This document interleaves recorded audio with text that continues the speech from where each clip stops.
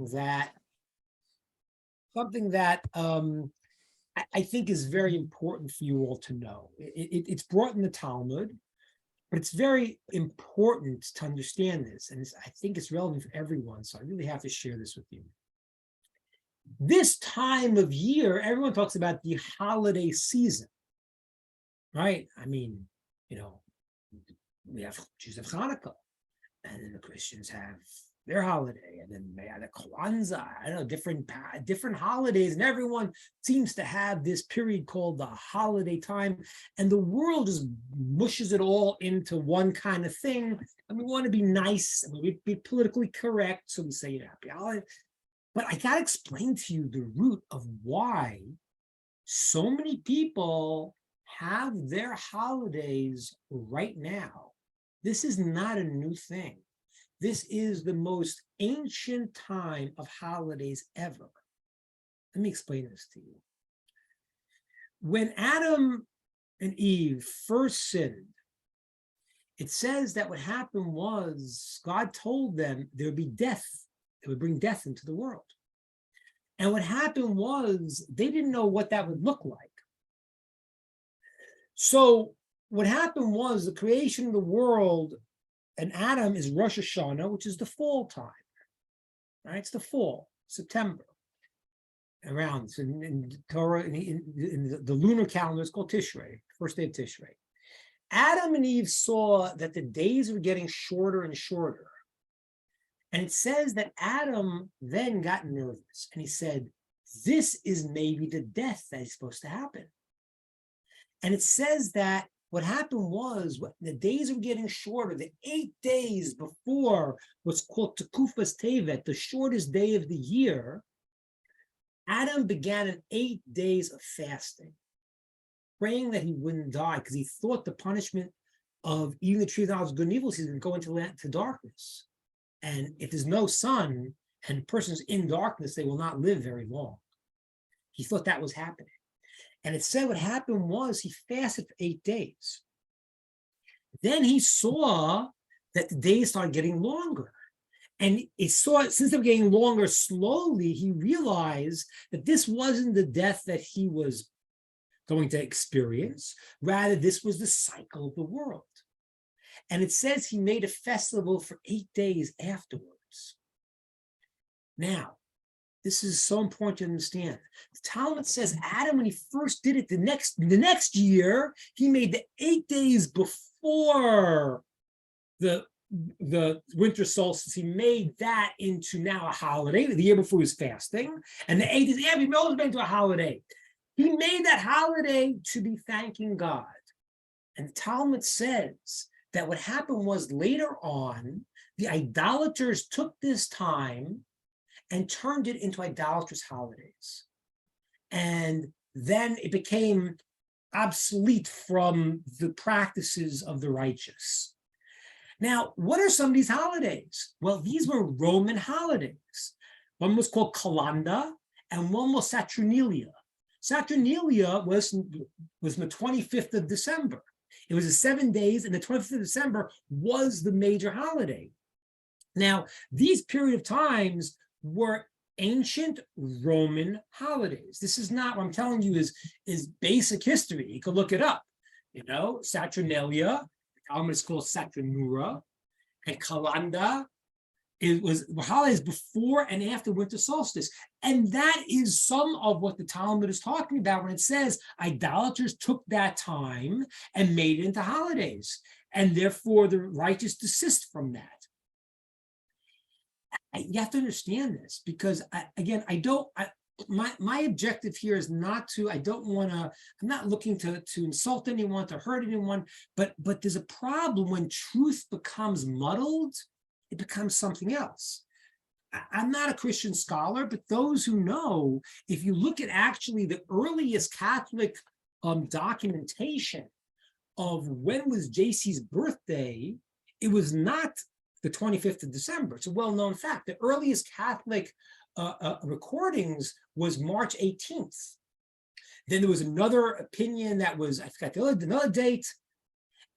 The taking of the 25th of December was to incorporate the Roman pagans and to bring them into the fold. This is a known thing. I mean, you can go look this up.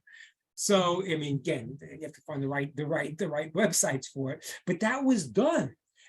As a matter, I don't know if you realize this, but the Puritans in America, when they first came, they would imprison somebody who celebrated the 25th of December because they said that was not really the root of it. That was taken from the holiday of the Romans of Saturnalia. Saturnalia was a holiday, it was a pagan holiday. They used to actually, in the Roman world, it's incredible. 8 days, there were no courts. You know why? Because there was no judgment. It was a free-for-all. People could rape, people could kill, and there would not be a judgment against them. They used to go around from door to door, naked, singing, drunken. That was the holiday of Saturnalia, which was a Roman pagan holiday. Now, why do I tell you all this? Because it's very important to understand like this. When you take truth, if you start to play with truth a little bit, you, with all your good intentions, you end up in a place that's really not good. The root of the holidays that people took was a place of what Adam and Eve did originally, thanking God. And then it turned into a pagan thing. And then other cultures took it, and everyone had this holiday around that. Now, it happened to be that years later, God performed the miracle of Hanukkah for the Jewish people on this time of year, the darkest time of year. And that's why the Jewish custom, it's not very elaborate. It's to light a candle. Lighting a candle means when it's the darkest time of year, you really need to see the light that's there. When this becomes corrupted in any way, we're going to be in trouble. I watched a couple of days ago, and this is going to get a little bit political, and I don't mean to be, but it's important to understand this. I saw Zelensky speaking at Congress, and he walked out, and they were all like he was like some kind of savior or something like that. I can't tell you if he's good or bad. I don't know. I could tell you one thing. He is a Jewish person who's very confused, who does not know what Judaism is. And therefore, whatever he's trying to create, when you paint something as these are good and this is bad, and you painted something that's not correct, we're going to get burnt there. The light has to be a pure light. That's even why in Hanukkah, what happened was when the Greeks, and this is the most amazing thing about the story of Hanukkah, the Greek people were a civilization. The modern civilization, people were barbarians before the Greeks. And the story of Hanukkah is the Jews against the Greeks. What do you mean? The Greeks really were the ones who were trying to make the world into a place that had culture, had something. And it's true. It's true. People before were barbarians. That's why the world, besides the Jews, embraced Greek philosophy, because it had depth to it. The Greek philosophy in Jewish terms is hinted at in the beginning of the story of Genesis. It says there was tohu, there was darkness, there was emptiness, bohu, vacantness, darkness on the face of the deep depth. And the sages tell us this was talking about the 4 exiles, the Babylonian exile, emptiness, and the Persian exile. And then the Greek exile was called the darkness. Why was it called darkness? It seemed to be light. It was the first light that people had to use their brains. And the answer is because when they twisted something, they took truth and twisted it, it's never going to come out okay. And so for the Greeks, even though there was a big step up in the world, Later on, that was going to come out with very, very negative things. And that's why the sages fought them. In the story of Hanukkah, in the end, the rabbis want to light the menorah. Lighting the menorah was in the temple, we had the candelabra that we lit. The candelabra, understand, it wasn't that it was light for light. It represented God giving light out to the entire world. And what happened was the Greeks made a decree. They were fighting the Jews because they sensed the Jewish belief of bringing God in the world was very counter to their idea of humanism, their idea of human beings understanding as the center and making truth theirs. And you just have to understand this. The Greeks did not perform experiments, right? I didn't realize this. The Greeks were not scientists of today. Aristotle said, I sit in my chair and I think, and if I figure it out, if it's logical, then it's true. If not, not. Which we know is not true today, because relativity, quantum physics, so much of the things we're understanding in the world today do not make sense. They happen to be, we could show them in scientific experiments, but they're not that you understood it, therefore you're the sum total of it, which is what Aristotle and the Greeks believed. That's why their gods were in the forms of human beings. Why? Because their idea was the human intellect was the most important. We say human intellect is so important, but it has to be subservient to the actual truth. When I light a candle, I have a candle and I have the oil and I have the wick. It's like having a body that has a light from above, okay? The light has to come from above. If we think that we have the answer and we know, and we don't allow God to give us the endless light, to give us the truth, we got nothing. And that's why it's amazing. I always find it fascinating. Like every time you get every year they come out, I don't know, like when I was a young parent, like the book that you had to read was, you had to have, Dr. Spock was that was the main book to raise your kid. Today, I think they arrest you. They get social services to come and say, oh, that Dr. Spock, that's terrible. How come every single idea that everyone comes up with 20 years later is considered the stupidest idea in the world? Because they're all going by their head, their mind, and what they think is true in their time. And it may be a good idea, it may not be a good idea. And then 20 years later, someone else thinks they understand better. The truth has to come from a pure place. And that's why when the sages, the Greeks, they shut the temple down. They broke the temple. They made decrees. The Jews could not serve God because the idea the Jew has to do is to bring God into the world. And that's what everyone here as a Noachite also has to do. You have to say, listen, I don't want to get caught up in changing the rules and making my own religion and making my own thing. What does God say? And how do I bring that into the world? And that's why when the Greeks stopped the Jews from using the temple, when they finally won, and they had found oil, but they wouldn't light the oil, only oil that was totally pure, that had the stamp of the high priest of Israel, that and was not touched by the Greeks. Why were they so, they needed to light oil. It took 8 days for them to go and to get the oil from where they would draw the special oil from. Why not light the other oil? They had no choice. The answer is because they realized that once you play around with truth, you're finished. In Hebrew, the word truth is the word emet. Emet. The most amazing word in the world. I can spend, with you guys thousands of years on just the Hebrew alphabet. You will never believe the things. But the word emet, it starts in the first letter of the Hebrew alphabet, the middle letter, and the last letter. Truth needs to be beginning, middle, and end. Okay? There's many, many things about this, about the emet, but I wanted to share one. It's a very long. It's about one thing. The word emet, if you take the little first letter away, it's the Hebrew letter aleph, which has no sound.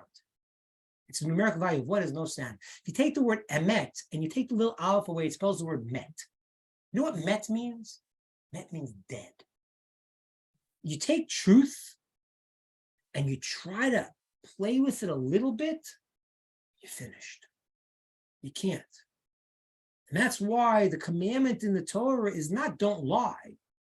it says, Midvar sheker tirchak, run away from lies. Run away from it. So, like the world today, I think, and this is why it's so important for me to speak to people who are not born Jewish to understand, because most people today do have a sense of there's one God, there's goodness in the world. Most people have this idea, but if they inherit concepts that they got from hundreds of years ago or thousands of years ago when people were pagans and people had crazy ideas and they get stuck in that, then they're altering truth. And that's why it's so important. A person has to realize, no, there's not many gods, not three gods. There's one God who's all powerful and all benevolent. And when we realize that, we don't play with that. That's what happens. So today, people don't realize so many of the customs that came in different religions were pagan customs. The tree was a pagan custom. The caroling was the original in Saturnalia. They used to go around naked and they were drunk and they would go around from place to place and singing from house to house.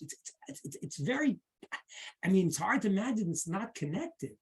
So there were many customs that people took in, and today people don't think that. It's like, listen, they just want to be good. They want to try their best, and that's really beautiful. I really commend that people want to be good people today. They don't have so many of the crazy ideas that the world had when the world was a polytheistic pagan place.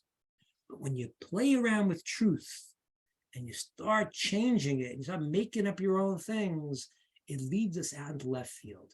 We have to try to be a pure vessel, like a light, and say, let the light from above come shine in on us, because we're not blending in things that are not true, things that what we believe and we want, that we've gotten from some crazy other ideas, and be pure to be able to shine that light into the world.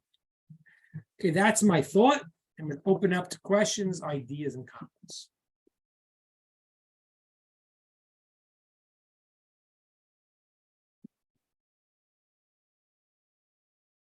Okay. Anybody? I could keep talking about it, but I think you got the idea. Without being too controversial to anyone or anything, but to say that, to have this, to understand, people don't realize the history, people do know that, that Rome became, the seat of Christianity. First, Rome persecuted the Christians, and then afterwards, in time of Constantine, they made it the religion of the state. But the ideas that come in and the changing of things, and that's why even like people don't realize when they hear many Christian ideas, so many of them have some basis in Jewish thought.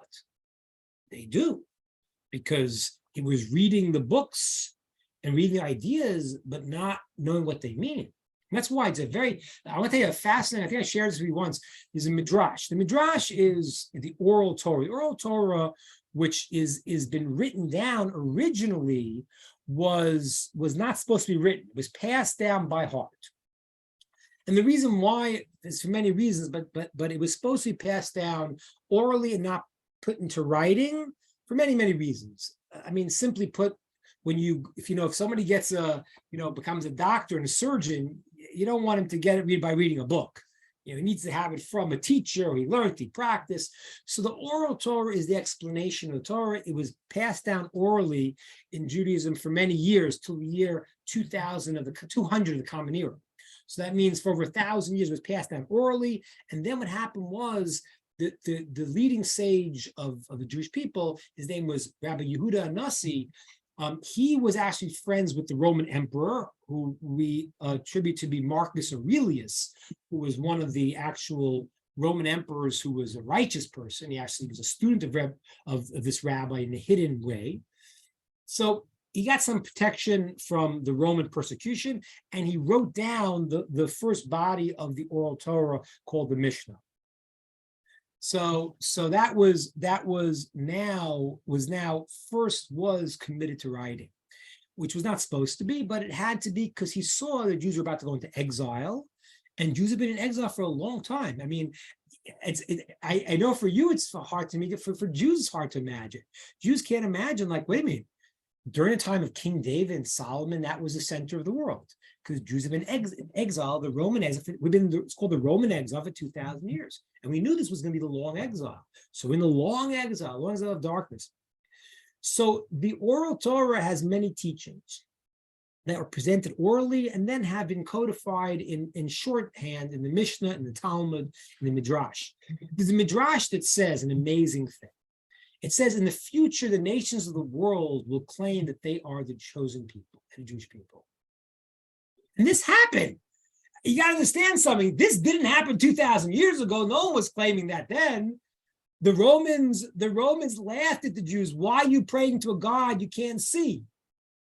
Right? People were barbarians. You got to realize that. The Romans said, you have one God? You have one? We got thousands. So the world was like really pretty backwards. So it says that people will eventually start to claim that they are the new Jewish people, which is fascinating if you realize it, because every nation, what they're claiming is today, yes, the Jews were the chosen people. Yes, they agree with that. God gave the Torah, true. But then he changed it later. That's the way they want to deal with it, which, as I've told you many times, cannot be, because the Torah says very, very clearly that it can never be changed. So whoever says it changed, it doesn't make sense. You can't say, I believe in the first book, and then he changed it, because he says in the first book he'll never change it. Okay, so many people have come now, and many people have said, we are the new Jew, the new chosen people. But the reality is, as the Midrash says, the one thing they'll never have is the oral Torah that explains the Bible, the Torah. Because, ladies and gentlemen, if you read the 5 books without the explanation, it's impossible to understand. And so people for a couple thousand years now have been taking concepts that they find in the Torah and explaining it their way. And when they do, it has nothing to do with the source. It takes something, and now we've altered it where it's unrecognizable. And that's what I'm saying, what my point is today. It's very, very hard. It's very hard because, we live in a world, and we live in a world with family, friends, and you want to be nice to everyone, and you should be nice to everyone. At the same time, you have to realize that what's going on is that people are not being critical of, where do I know this from? Where did I get this? Where is this holiday's roots in? What is the belief? And once it starts to get altered, like the story of Adam, yeah, it was a powerful time. The darkest time of the year is a time where you got to be able to see the light in the darkness. That's true. But if you play around with it, you end up with something completely different. All right, that's an extrapolation of my point. And if anyone else has thought of any questions or an idea, there. Yeah, I'll ask something. Please. At the moment, what gets talked about the most is the 8 days of the oil burning in the candle. But is that the main crux of this period? Because I thought it was the rededication of the temple, was when the temple was rededicated. So, am I right or wrong, or it's a bit of both? Well, it's a good point. In the story of Hanukkah, there are a few questions. One is that we barely mentioned the defeat of the Greeks, which is incredible, because it's like if you'd have a band of 20 rabbis fighting the largest army in the world, and they would win. It's like so it's obviously a tremendous miracle, and we barely mention it. And the rededication of the temple is also seems to be somewhat sidelined by the story of the candle. But the reality is that it's all one and the same. And let me explain to you why. The battle of the Greeks was not necessarily, and this is what my point was today, it's not necessarily the physical battle.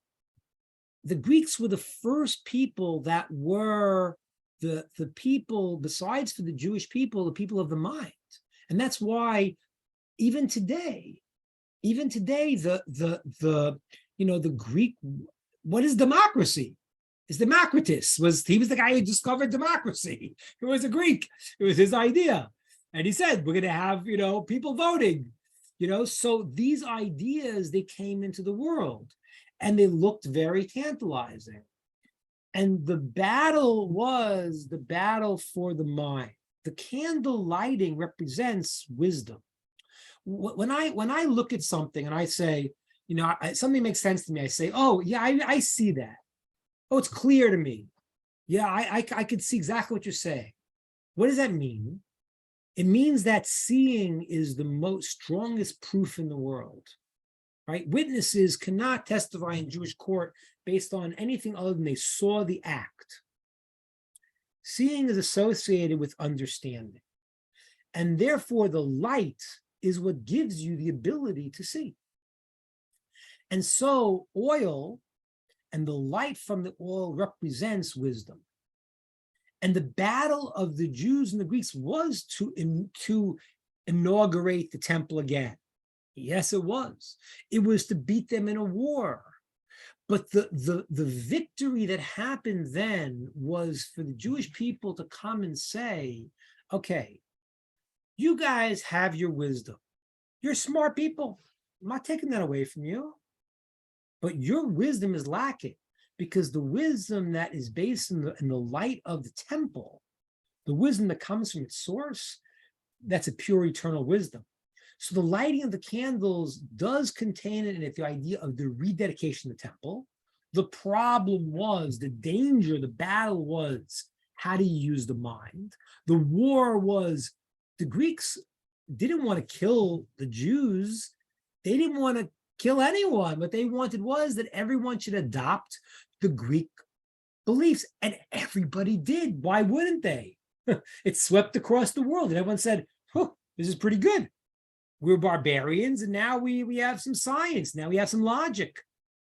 But the Jews said, no, this is not for us. So the lighting of the candles really is the summation of the rededication of the temple in the new era. And that's why the mystics say an amazing thing. They say that the Greek philosophers disappear after the story of Hanukkah. The great Greek philosophers, we don't hear anything after that. Before, we have Aristotle, we have Socrates, we have Plato, we have all that.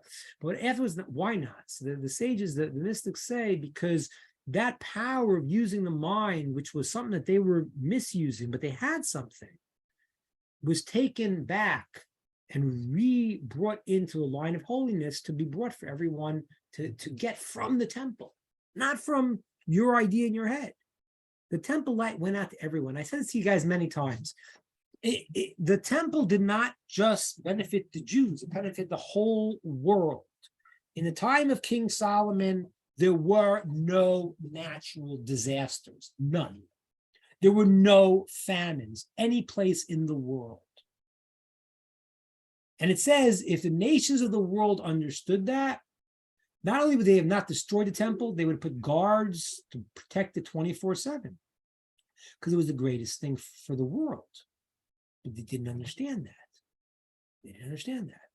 And that's the same thing here. This is not like I speak to you as a Jew and as a rabbi, but this is for everyone. This is the good of the entire of humanity. Hashem loves all of his creations. And if the Jew has a job, you're all part of the mission that we have in the world, which is to bring God's light into the world.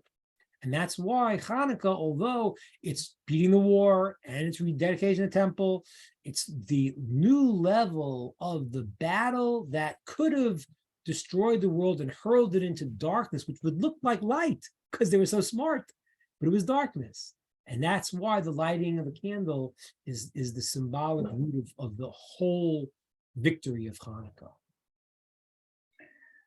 I got a question for you.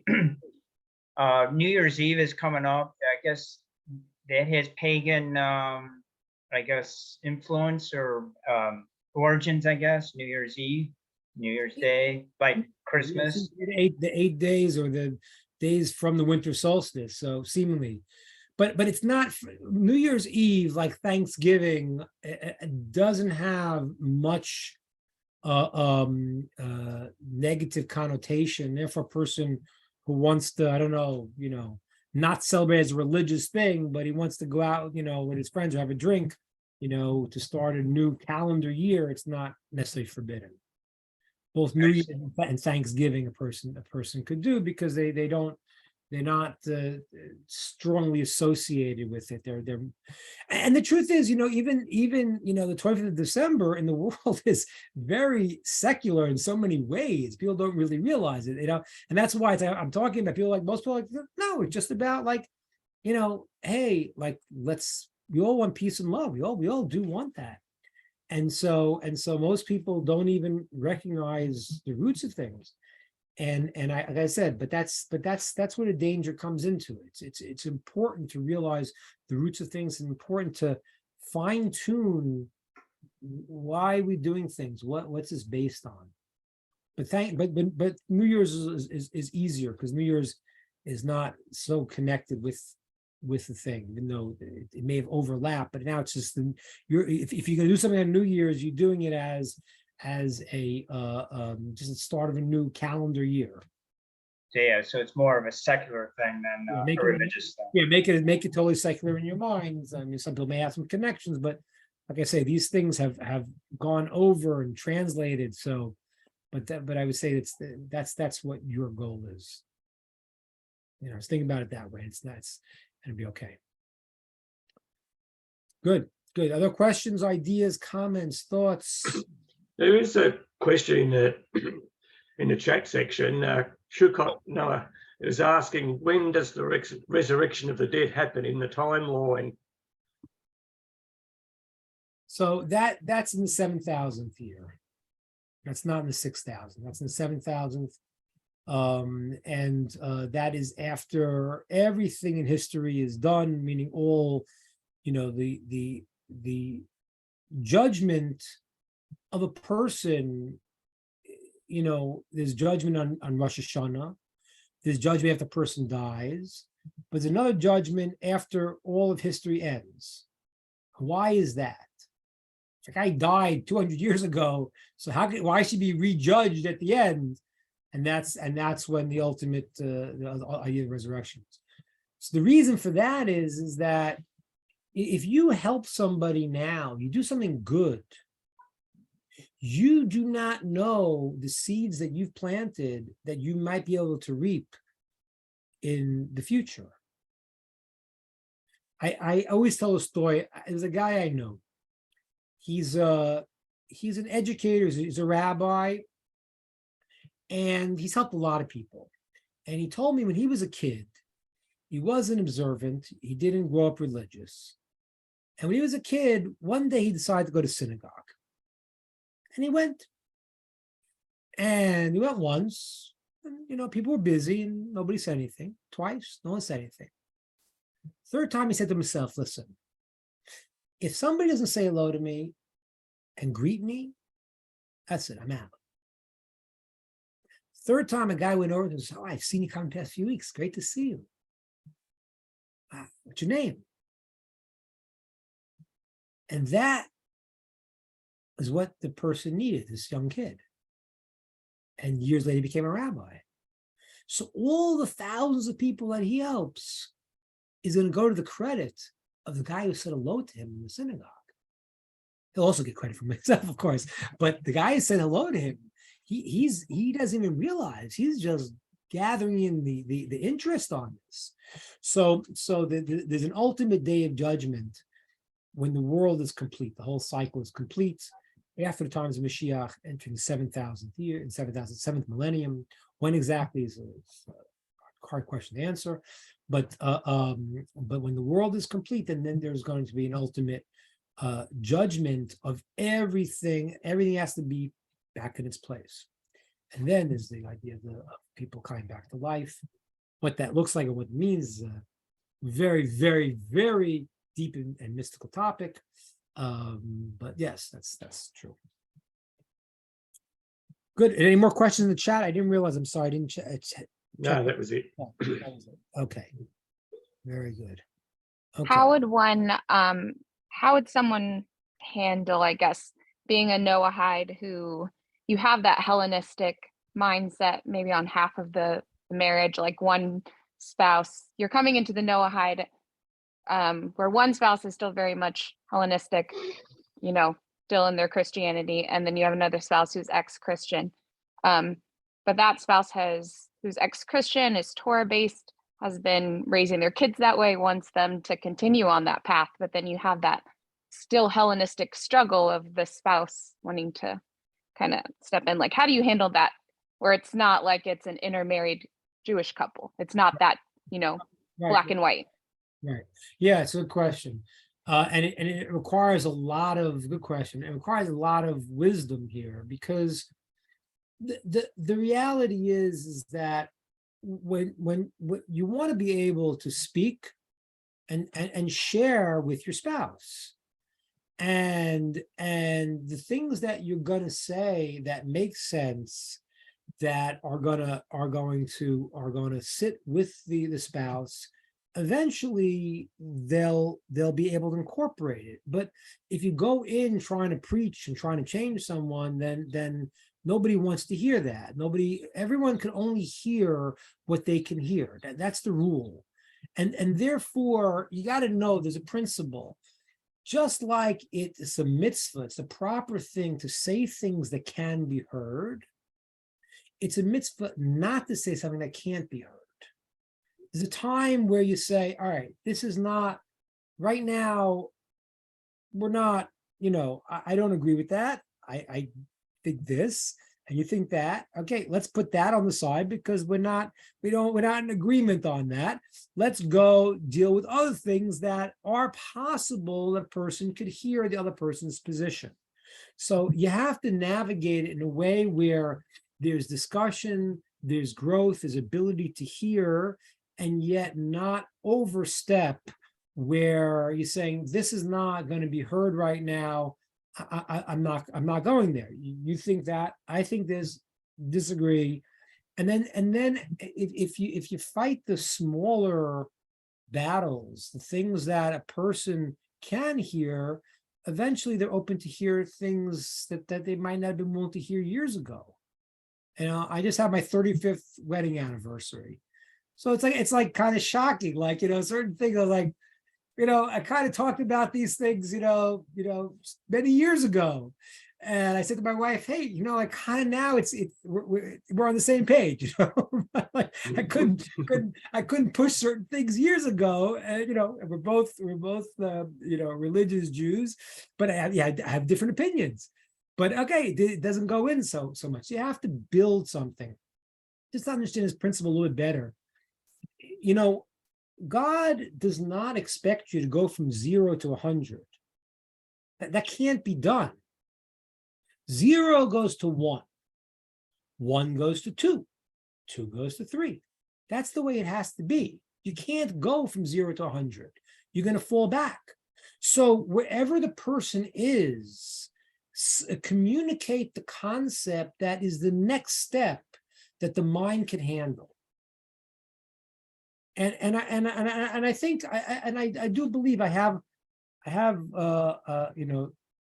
some faith in humanity. I mean, I have some problem with people not thinking today, but if you get people, when you get their guards down and they're not repeating stuff, and they're able to feel you care about them, you love them, then a lot of times we do have minds that should be able to understand truth, and then you can get that through. Does that make sense? That does, yeah. Thank you. Okay, my pleasure. Okay, I think I had another question here in the chat. Hold on. Are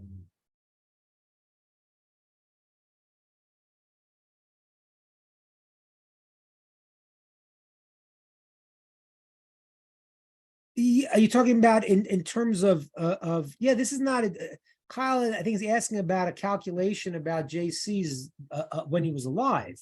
There's apparently 150 years that this is not a Jewish source necessarily. There's even Christian scholars. Oh, I'm sorry, what were you referring to?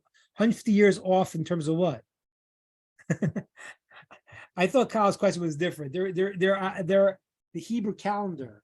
No, the Hebrew calendar is not 150 years. There was a 150-year discussion by JC, because there's Christian theologians that say he was a composite person, because he actually, we know who he was. He was a student of Rabbi Shimon Parachia, who is the timeline doesn't fit to when people say he was, but there's a lot of contradictions.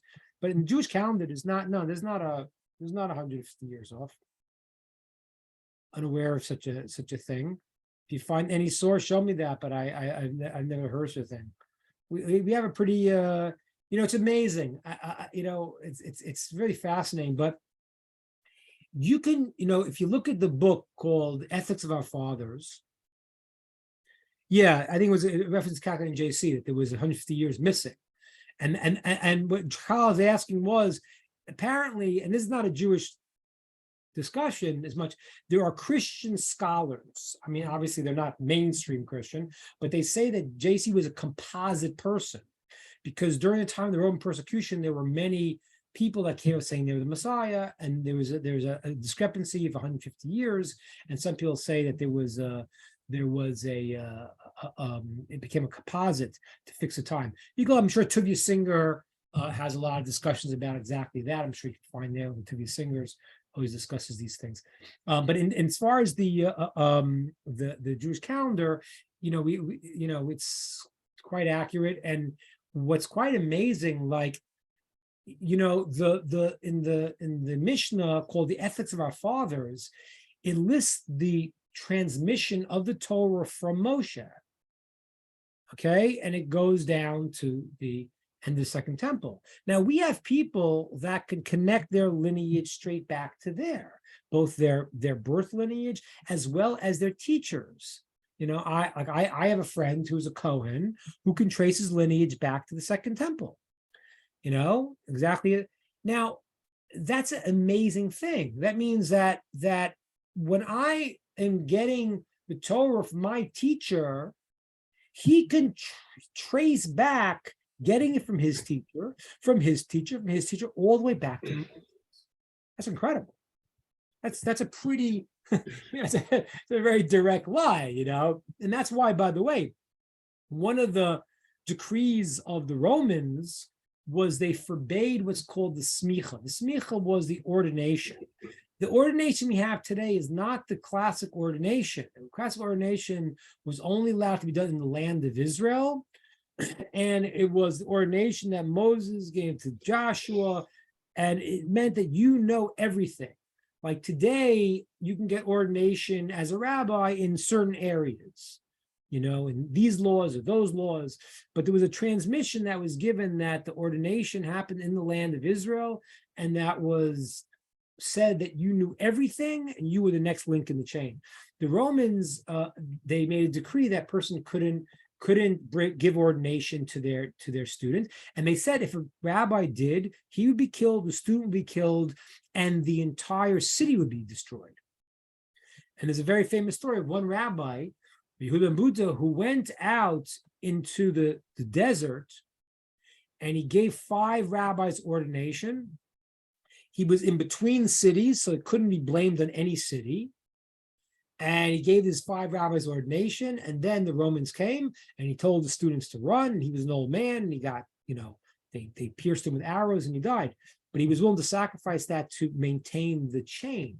So even though we don't have that fully in the sense that ordination stopped when we got exiled from the land of Israel, but we do have a direct line that goes way back to Moshe, and then Moshe to Abraham, then Abraham to Adam. So that's a pretty straight shot. I can add to that last line that Kyle wrote, because he says, and he had the same name, I think he's referring to the JC thing. I recall the Rabbi Singer saying that Christians tend to use Yeshua, I think it's in the Talmud, there's 2 mentions, but each one is 100 years out. One's 100 years before JC's time, the other one's 100 years after JC's time. So I think that might be what the inquiries about, but Yeah. that there's 100 years, I recall it's about 100 years, both of them are 100 years out, one before and one after, showing, debunking Christianity, saying, oh, look, Yeshua's in the Talmud. Right. Well, the truth is, he is mentioned in the Talmud. We even know the story. It was censored by the early Christians. There's a story in the Talmud which was censored. We have the version, but it was censored, which talks about when his rabbi or Yeshua Parachia kicked him out as a student. It's a very sort of sad story there, but he rejected him as a student, and then he came back and he tried to get the rabbi to forgive him, and then the rabbi said no once and twice, and the third time the rabbi was going to accept him back as a student, and he was saying the Shema, he closed his eyes, and then when he didn't answer, so JC said, oh, he's rejected, I'll make up my own path. So we do have stories that, he was never a rabbi. He was a student of a rabbi. He never was a smicha rabbi. Told us, I don't know what the question was. He was a student of the rabbis, a rabbi, and that's what it was. So yeah, we do have him recorded. It's not, we do say he was an actual person and a Jewish person. I'm not sure what this question means. It told us, I don't know what that refers to. Told us, I mean, Yeshu is what the rabbis, the nickname they gave to him, as his name was, Yeshua. Yeah. So anyway, yeah, again, it's like we know who he was. He was a student of the rabbi. Something happened, and Talmud records what happened, and his rabbi got angry at him and kicked him out. And he made up his own ideas, and then it's kind of like how we started the session today. You can't go, and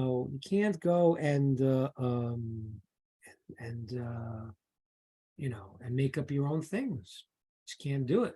Even if you, it's like I don't know if I should say this, but it's like I spoke a few weeks ago about something that upsets me very much. And it's what it is that, the Jewish people have a mission in the world. Noachides have a mission in the world.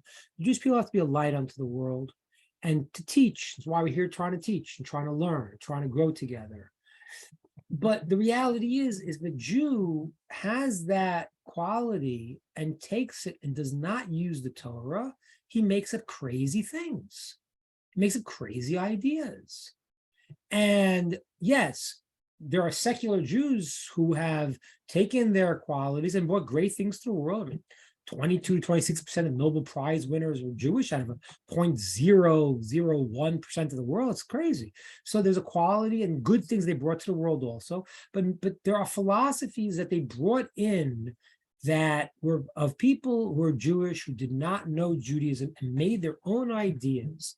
And they were wrong, whether it was Karl Marx, whether it was Sam Bankman-Fried, or whoever it was. You can't make these guys into messiahs. You can't take these guys who have a power and they're misusing it and they're saying things that they made up out of their own heads, because it's not going to be right. It's not going to be right. And so it's really crucial to connect to the Jews that are saying the real things, because I don't care how popular any guy is at the time. If Karl Marx was popular at the time, these guys are popular at the time, it's not going to go, because it's not truth. And so those are not the places to hang our hats. The place to hang our hats is not in individual. It's not, I tell you, it's not me. I'm not nothing to do with me. I'm trying to be a conduit to share Torah with you. That's it. And if you show me a guy who is supposed to be a rabbi and does the wrong thing, he's doing the wrong thing. He doesn't define the religion. Everyone has to be the one who's saying, I want to be a conduit to share the Torah. And if he does one thing off, then he's gone. That was even happened to the King Solomon, who's the greatest of the great. He changed the rule a little because he thought he was going to save the world, and God said, no, no, no, you can't do that. And that's why he fell. Yeah, someone just put in the comments here, the second wave of feminism.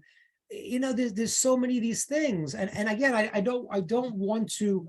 I'm not trying to. I will point out, and some people do point the incredible gifts that the Jewish people gave the world. And these things, who were secular also, from Einstein to people who discovered all these different things. Great, wonderful. I don't consider those the leaders to me at all. Those are not the leaders at all. Those are our people, whatever. But the philosophies of a Jew that's not based in Torah, stay away. Stay away, because it doesn't end right. And the philosophy of anyone that doesn't based in Torah. It's just that this could be the Jewish person has a power to bring a light into the world, and he takes it and he twists it in any way to come out not right. And you might and person might think, oh, this is the new savior of the time saying something. But if it's not based in what God said, not based in the Torah, it's not true. It won't ever happen. Emet or met, we said it earlier. Exactly. It's exactly what it is. And it's true for everyone. So guys, let's take the good side. I want to leave you with one positive note to understand this. Every nation in the world has its unique quality that has to be brought into the system. Every nation, there were 70 Jews that went down to Egypt, and there were 70 nations. And that's not an accident. And every nation has a quality, and that has to be brought into the holy system. Whatever your country, whatever your nation, whatever your root is, there's something good that you have to bring into the system. And you got to look for that. You got to understand that, and you got to purify that. And don't let people dissuade you. Come and bring the goodness that you have that's part of your unique quality, and bring that into the system to be able to reveal the light into the world. Okay. Take care, everybody. I will see you in 2 weeks. I'll try to send some thoughts out next week if you want to see pre-recorded. But in 2 weeks, we'll be back together again and speak then. All the best. Thank you. Thank you. Bye.